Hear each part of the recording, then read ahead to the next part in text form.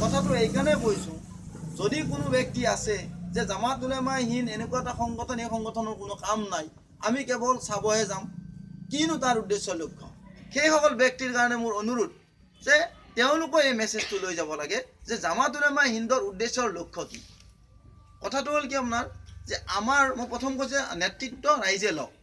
এই ৰাইজে যে নেতৃত্বটো নাপায় কি কাৰণত, যেতিয়া নেতাবোৰ আহে, যেতিয়া সংগঠনৰ শীৰ্ষতম ঊৰ্ধ্বতম বিষয়ববীয়াসকল আহে, সমাজ উপস্থিত নাথাকে আৰু প্ৰশ্ন কৰা মানুহৰ অভাৱ, তেতিয়া কি হয়, তেওঁলোকে আপোনাৰ ভাষণ দি বা কথা কৈ কেনে গুচি যায় আৰু তাৰপিছতে আপোনাৰ দুৰ্নীতি কৰা আৰম্ভ কৰে।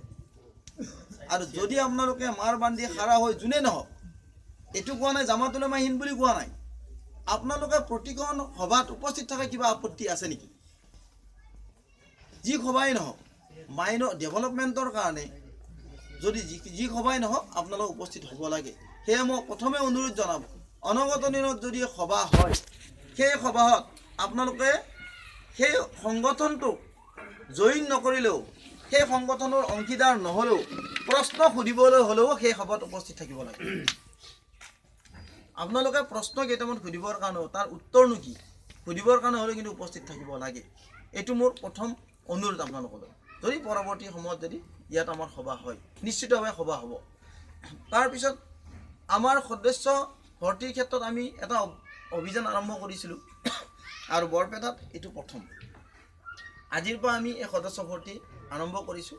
নিশ্চিতভাৱে আপোনালোকে বিচাৰ বিশ্লেষণ কৰি, এনেকুৱা নহয় যে জোৰ জবস্তি আপোনালোকে সদস্য হ'বই লাগিব।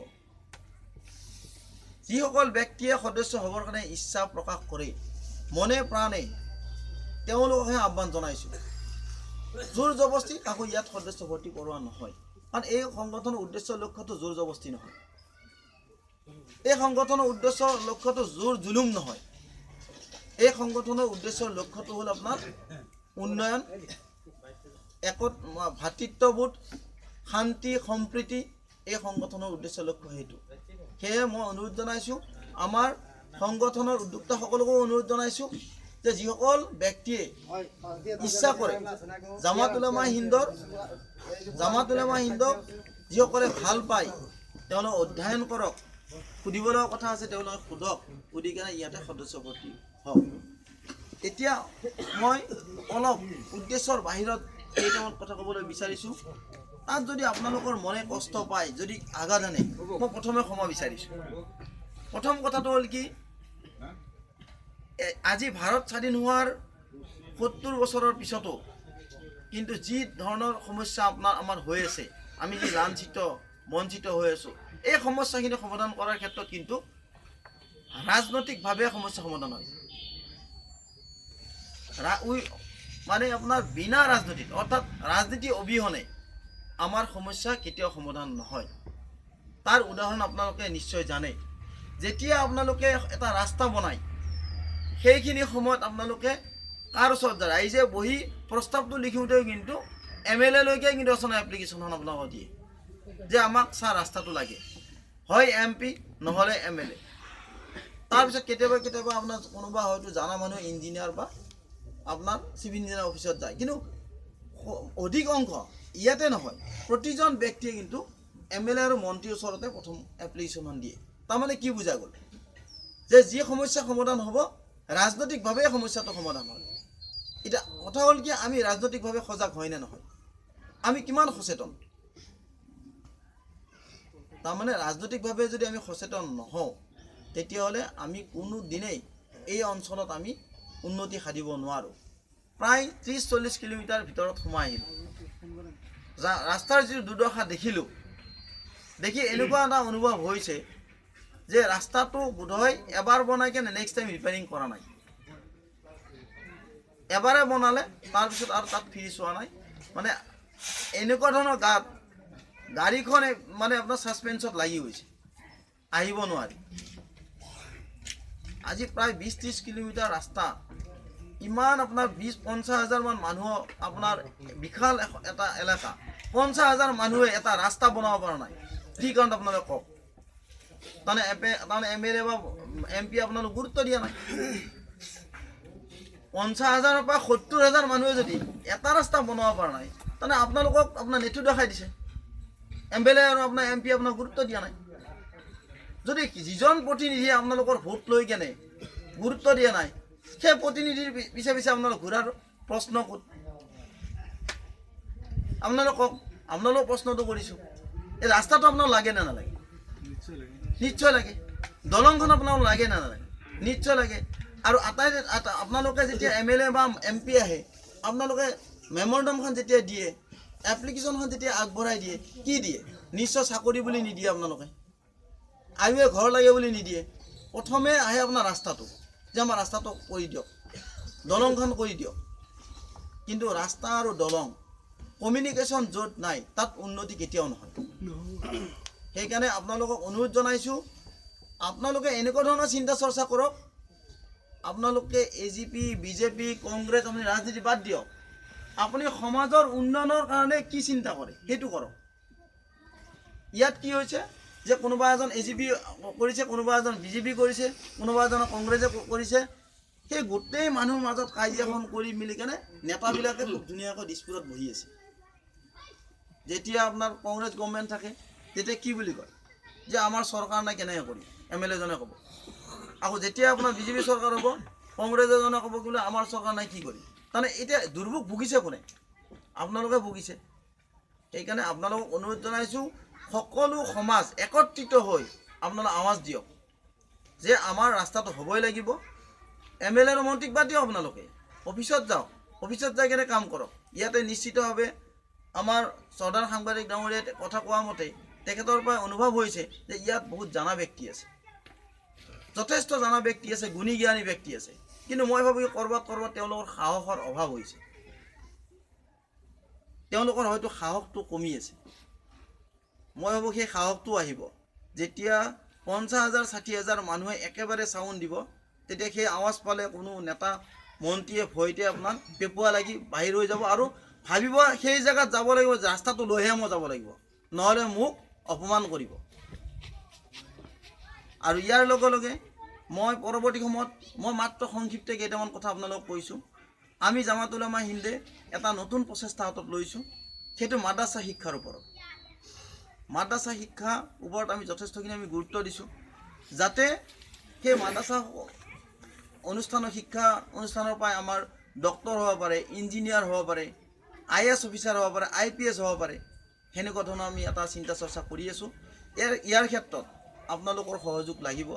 কাৰণ কিয়, যেতিয়াই এটা ভাল কাম কৰিব যোৱা যায়, তেতিয়াই কিন্তু ৰাজনীতি বুলি কয়। আমি ইয়াৰ পৰা মিটিং কৰি যোৱাৰ পিছতে কিন্তু আপোনালোক ক'ব কোনো ব্যক্তিয়ে ইয়াতো কিবা ৰাজনীতি আছে, এনেইতো ইমান দূৰৰ পৰা অহা নাই।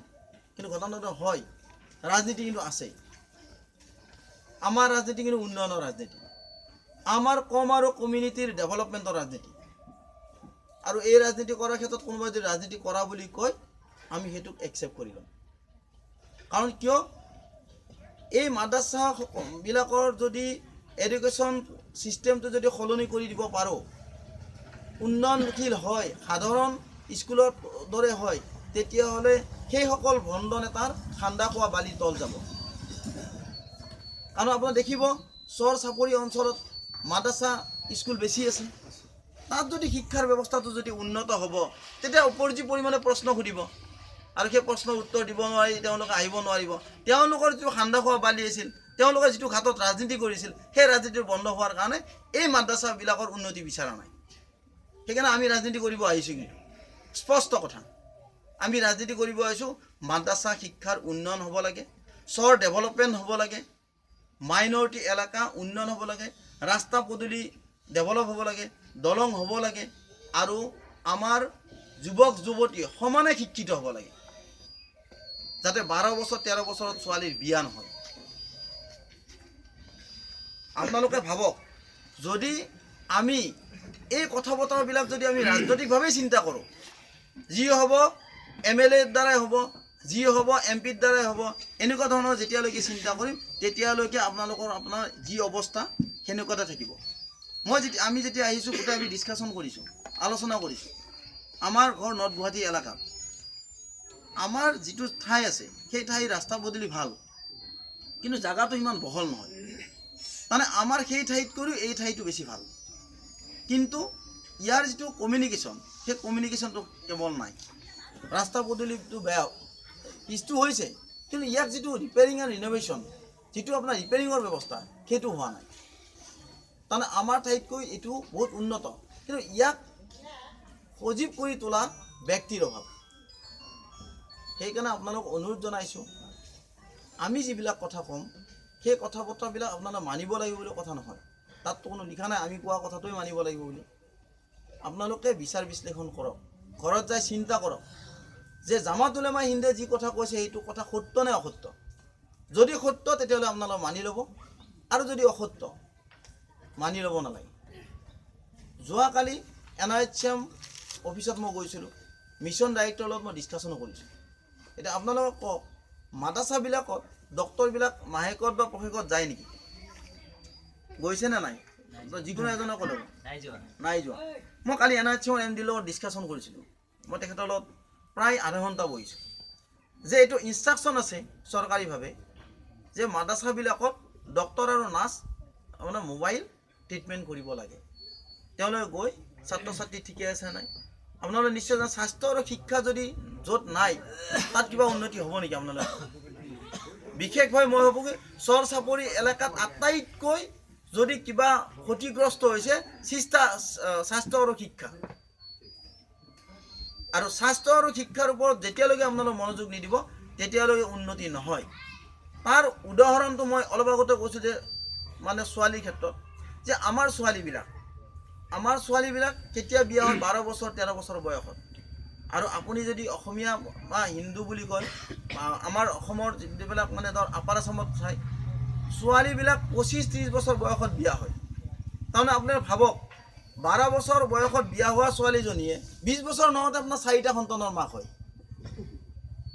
তেতিয়া তেওঁ জীৱিত থাকিব কিমান বছৰ আপোনালোকে কওক তাৰমানে 40-45 বছৰ বয়সতে আপোনাৰ মৃত্যুক সাৱটি ল'ব লগা হয় তাৰমানে আমি কি কৰিছোঁ আমি জীৱনো ধ্বংস কৰি আছোঁ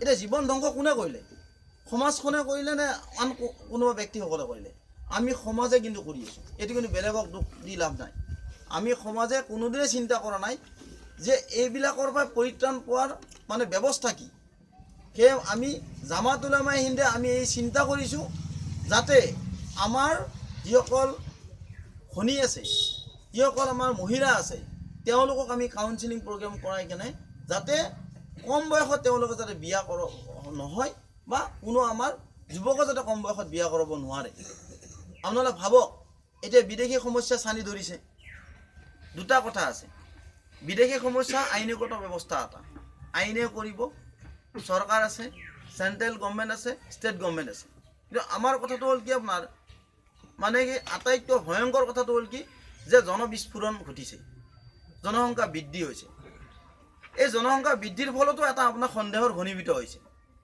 যে আমাৰ সেই এলেকাবিলাকত গুৱাহাটী বা আপাৰ আছামত এজন ব্যক্তিৰ এটা বা দুটা সন্তান কিন্তু ইয়াতে যেতিয়া 12 বছৰ 13 বছৰ বয়সত বিয়া হ'ব নিশ্চিতভাৱে এইটো অলপ শুনাত বেয়া শুনি যে আমাৰ দুটা তিনিটাও বিয়া কৰাই বা ছোৱালীজনী দুবাৰ বা তিনিটা জেগাত বিয়া হ'ব লগা হৈছে তাৰমানে কি তেওঁলোকৰ জন্ম নিয়ন্ত্ৰণৰ ব্যৱস্থাটো নাই এটাৰে আপোনাৰ 4টা 5টা 6টা 7টালৈকে আপোনাৰ কিন্তু তেওঁলোক ভাৰতীয় নাগৰিক এই জনসংখ্যাটো বৃদ্ধি হৈ যোৱাৰ ফলত কি হৈছে কেতিয়াবা ল'ৰা ছোৱালীজনে মাকৰ বাপেকৰ নামটো ক'ব নোৱাৰে তাৰ ক্ষেত্ৰত সন্দেহৰ চকুৰে চাই তোমাৰ যদি পিতৃ নাই তেওঁ বাংলাদেশৰ পৰা আহিছে নিশ্চয় এটা পিতৃ বিচাৰিব গ'লে আপোনাৰ মাকেই নাজানে তেওঁ ঘৰতে আপোনাৰ ভাল পাইছিল বিয়া কৰালে গুচি গ'ল গুচি যোৱাৰ পিছত পিতৃৰ নাম কেনেকৈ ক'ব আপুনি কওকচোন বাৰু এতিয়া পিতৃৰ নাম নাথাকিলে তেওঁৰ যদি লিগেচি ডাটাত যদি একোৱেই নাথাকে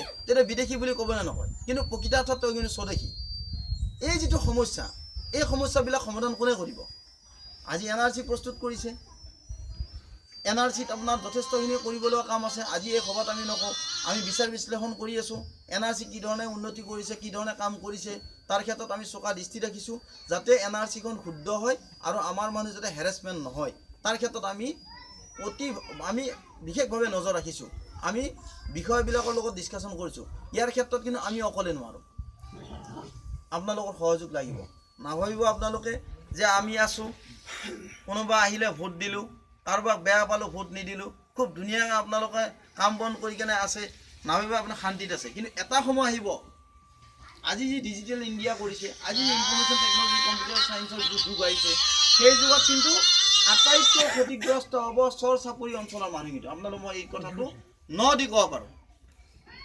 আটাইতকৈ ক্ষতিগ্ৰস্ত হ'ব চৰ চাপৰি অঞ্চলৰ মানুহ। কাৰণ তেওঁলোকৰ লেক অফ নলেজ, জ্ঞানৰ অভাৱৰ কাৰণে, তেওঁলোকে নাজানাৰ ফলত, তেওঁলোকৰ দুখ একো নাই, তেওঁলোকে ইনফৰমেশ্যনটো নোপোৱাৰ ফলত, তেওঁলোকে নাজানাৰ ফলত। এইটোৰ ক্ষেত্ৰত যদি আপোনালোক সজাগ নহয়, হওক আপোনালোকৰ বিপদ হ'বনে নহয়? যদি সাধাৰণ কেছ এটা দিয়াৰ পিছত পুলিচে অহাৰ পিছতে ঘৰত নাথাকে, সাধাৰণ মাৰপিট কেছত, NRC নিচিনা গুৰুত্বপূৰ্ণ এটা যদি আপোনাৰ কেছত যদি গণ্ডগোল হৈ যায়, লাখ লাখ মানুহৰ কি অৱস্থা হ'ব আপোনালোক কওক? ঘৰত মাৰপিট লাগিলে কেছ এটা দিয়াৰ লগে লগে পুলিচ অহাৰ আগতে আপোনাৰ ঘৰৰ পৰা পলায়। আৰু NRC নিচিনা এটা ভয়ংকৰ এটা কথা, যিটো কথাত নেকি আপোনালোকে চিন্তা কৰক, এইটো এটা সহজ কথা নহয়। ভাৰতীয় নাগৰিকত্ব হোৱাৰ পিছতো কিন্তু আপোনালোকে সন্দেহৰ আৱৰ্তত আহি যাব। তেতিয়া আপোনালোকে কি কৰিব? আৰু এই কথাটো অলৰেডি আৰম্ভ হৈছে, কিন্তু এইটো শেষ হোৱা নাই, আৰম্ভহে হৈছে। আৰম্ভণিতে যদি আপোনালোকে ঠিক কৰি নলয়, তেতিয়াহ'লে নিশ্চিত হৈ আপোনাৰ বিপদৰ সন্মুখীন হ'ব। আৰু সেইখিনি সময়ত আমাৰ আলিম উলামাসকলে জানে, মাত্ৰ হদিছতো আছে যে ইয়া উম্মতি বুলি এজনে ক'ব, হজৰত মুহাম্মদ সাল্লাল্লাহু আলাইহি ওয়াসাল্লামে, বাকীবিলাকে কিন্তু নকয়। যিটো সময়ত আমাৰ NRCৰ প্ৰব্লেম আহিব, কোনোবা কাৰোবাক ধৰিব নেকি? কওক বাৰু, নধৰে। তাৰমানে কি, বিপদ যেতিয়া আহিব সকলো নিজে নিজে সমস্যাটো সমাধান কৰিব লাগিব। সেইকাৰণে সমস্যাটো নাহাৰ আগতে সমাধান কৰাৰ ৰাস্তা আছে। আপোনালোকে আমাৰ কিছু কমিটিৰ, ডিষ্ট্ৰিক্ট কমিটিৰ প্ৰেচিডেণ্ট ছেক্ৰেটাৰী থাকিব, তেওঁলোকৰ লগত আপোনালোকে যোগাযোগ কৰিব। আৰু সম্পূৰ্ণ ৰূপত এইটো ৰাজনীতি নহয়, আমি মাইনৰিটিৰ ছেফটি এণ্ড ছিকিউৰিটিৰ কাৰণে আমি কাম কৰিছোঁ। আৰু ইয়াৰ ক্ষেত্ৰত আপোনালোকে শুনি অতি ভাল পাব, এইটো এটা ভাল খবৰ। ইয়াৰ ক্ষেত্ৰত প্ৰশাসনে কিন্তু আমাক যথেষ্টখিনি সহায় কৰিছে। পুলিচ প্ৰশাসনে কওক, আজি অসমৰ মুখ্যমন্ত্ৰী সৰ্বানন্দ সোণোৱালে হওক, চৰকাৰখনে কিন্তু পূৰ্ণ সহযোগ আগবঢ়াইছে আমাক। তেখেতসকলৰ লগত আমি দুবাৰ তিনিবাৰ বহিছোঁ। তেখেতসকলে কৈছে শুদ্ধ আৰু সত্য যিটো লিগেল হয়, এই লিগেল কথাত আমি আছোঁ। যদি কোনোবাই যদি মিছলেড কৰিছে, তাৰ ক্ষেত্ৰত কঠোৰ ব্যৱস্থা হাতত লোৱা হ'ব। এতিয়া তেওঁলোকে যদি এই ধৰণৰ কথা কোৱাৰ পিছত যদি আমি বহি থাকোঁ, পৰৱৰ্তী সময়ততো আমাক কোনো সহায় নকৰিব। সেইকাৰণে আমি কথা বতৰাবিলাক ষ্টেটে হওক চেণ্ট্ৰেলে হওক, দুইটা ঠাইতে আমি কথা বতৰাখিনি পাতিছোঁ। আৰু তাত আমি আলোচনাও কৰিছোঁ যে আমাৰ এনেকুৱা প্ৰব্লেম হৈছে। এতিয়া কথাটো হ'ল কি, আটাইতকৈ ডাঙৰ কথাটো হ'ল কি, OI অৰিজিনেল ইনহেবিটেণ্ট বুলি আপোনাৰ লিগেচিত আপোনাৰ ডাটাবেছত নাই। এইটো আমি অলৰেডি লয়াৰ আছাম কমিশ্যনৰ জৰিয়তে আমি খুৱাইছোঁ, তেওঁলোকে ডিছকাশ্যন কৰিম বুলি কৈছে। আৰু এইটোত যেতিয়া আমাৰ ফটো থাকিব, আমাৰ যেতিয়া আপোনাৰ NRC দিব, তেতিয়া কিন্তু সেইটো লিখা নাথাকে, কিন্তু ডাটাবেছত থাকিব। তাৰ পৰা কি কি সমস্যা হ'ব পাৰে, আমি ইয়াৰ ওপৰত বিতংভাৱে ডিছকাশ্যন কৰি আছোঁ। সেইকাৰণে আপোনালোকৰ আমি ইয়াতে আহিছোঁ অকল মেম্বাৰশ্বিপে নহয়, মেম্বাৰশ্বিপ হয়তো 20 জন মানুহ ল'ব, 20 জন মানুহ নল'ব, সেইটো বেলেগ কথা। কিন্তু আমি ল'লেও নল'লেও, আমাৰ ইয়াৰে মেম্বাৰশ্বিপ হ'লেও নহ'লেও আমি কম আৰু কমিউনিটিৰ ডেভেলপমেণ্টৰ কাৰণে কাম কৰিম। আৰু ইয়াৰ ক্ষেত্ৰত কোনো আমাক কমিউনেল বুলি ক'ব নোৱাৰে। কিয় ক'ব নোৱাৰে? কোনোৱে ক'ব পাৰিব যে মুছলমানে তেওঁলোকে কমিউনেল মুছলমানৰ কথা কৈ আছে, কিয় নক'ম আমি? যদি টাই আহোমসকলে টাই আহোমৰ কথা ক'ব পাৰে, কোচ ৰাজবংশী যদি কোচ ৰাজবংশীৰ কথা ক'ব পাৰে, মুছলিমে মুছলিমৰ কথাই ক'ব। আমিতো কম কমিউনিটিৰ কথা কোৱাত কি অপৰাধ আছে? অসমৰ আমি অংগ, আমাৰ যদি মুছলিম কমিটিটোৰ যদি আপোনাৰ ধৰ 10টা ল'ৰা যদি ষ্টেণ্ড কৰে, অসমৰ গোটেই মানে সাময়িকভাৱেতো এড হ'ব।